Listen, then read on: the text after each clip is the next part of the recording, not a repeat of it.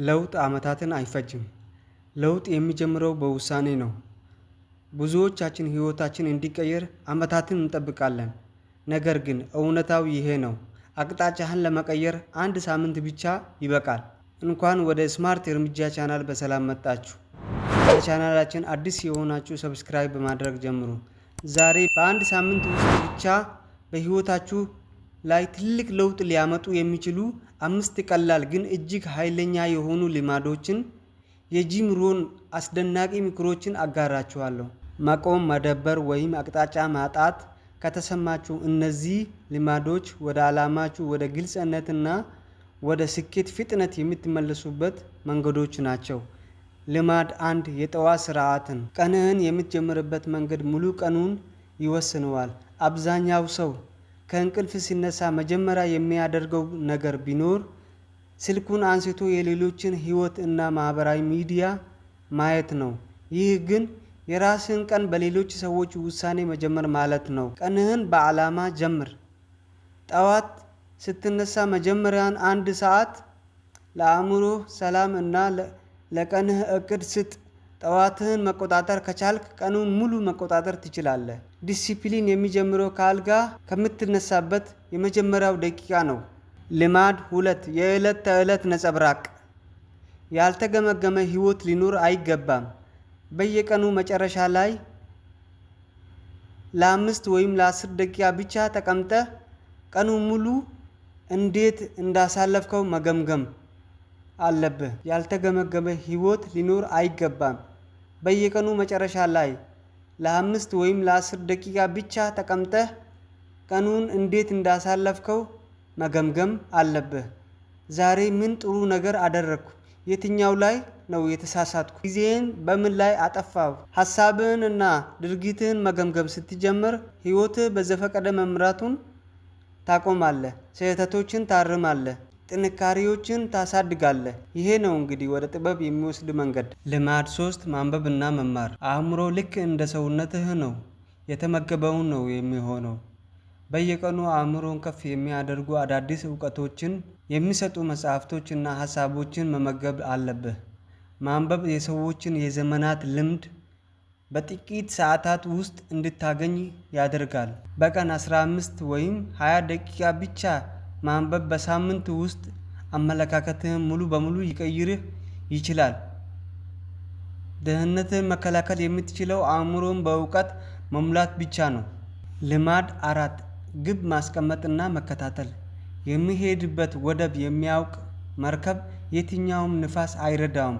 ግልጽ የሆነ ግቦች ሊኖርህ ይገባል። የምትፈልገውን ነገር በግልጽ ጻፈው። በሳምንቱ መጨረሻ ላይ የት መድረስ ትፈልጋለህ?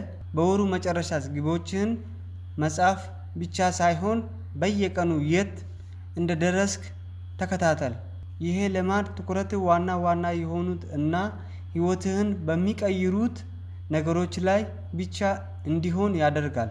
ልማድ 5 ታስቡበት የሚደረግ እርምጃ። እውቀት ያለ ሥራ ምንም ዋጋ የለውም።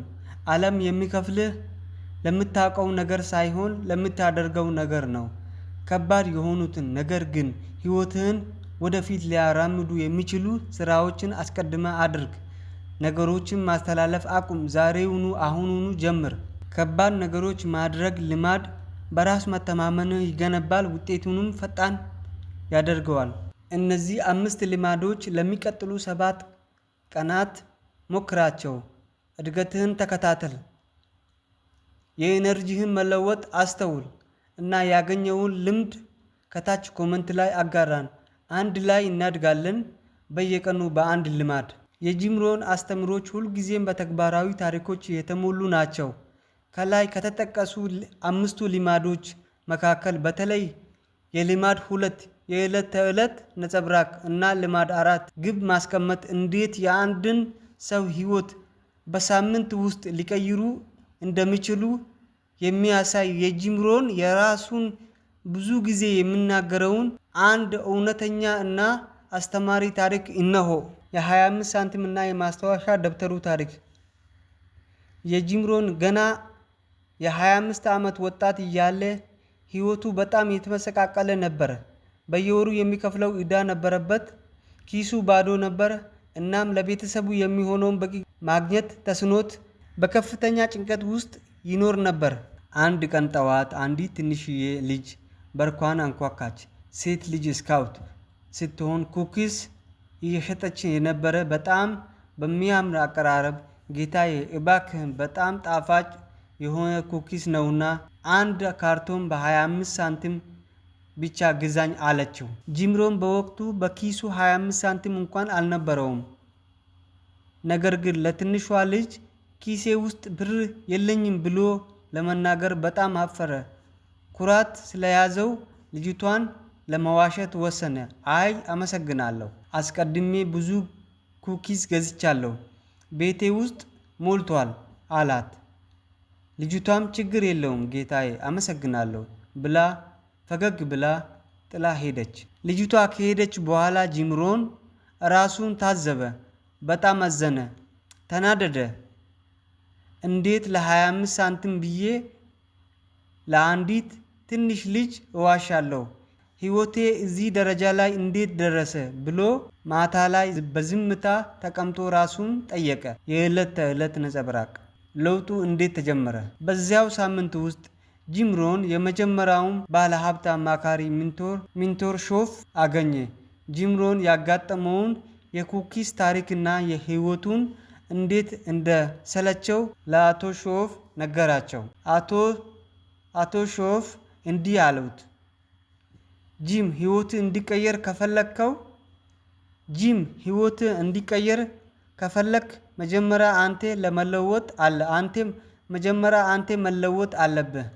አሁን የደረስክበት ደረጃ የሀሳብህ እና የልማዶች ውጤት ነው። ስለዚህ ዛሬውኑ አንድ ማስታወሻ ደብተር ግዛ። በየቀኑ የምታደርገውን ነገር መዝግብ፣ ስህተቶችን ገምግም እና በየቀኑ የምታሳካቸውን ግቦች በግልጽ ጻፍ። ጂምሮን በዚያው ሳምንት የመጀመሪያውን ማስታወሻ ደብተር ገዛ። በየቀኑ ማታ ቀኑን መገምገም ጀመረ። ግቦችን በግልጽ አስቀመጠ።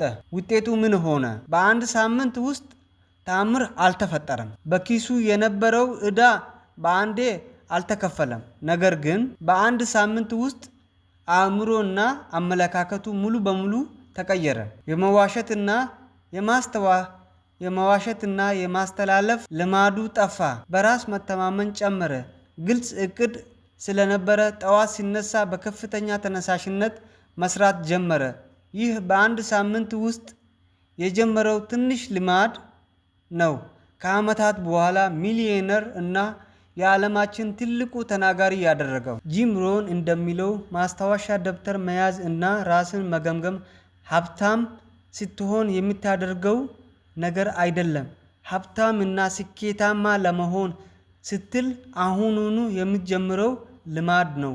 ስላዳመጣችሁኝ አመሰግናለሁ። ቪዲዮውን ላይክ እና ሰብስክራይብ ማድረጋችሁን እንዳትረሱ። በሚቀጥለው ቪዲዮ እስክንገናኝ ስማርት እርምጃዎችን እየወሰዳችሁ በሰላም ቆዩ። ቻው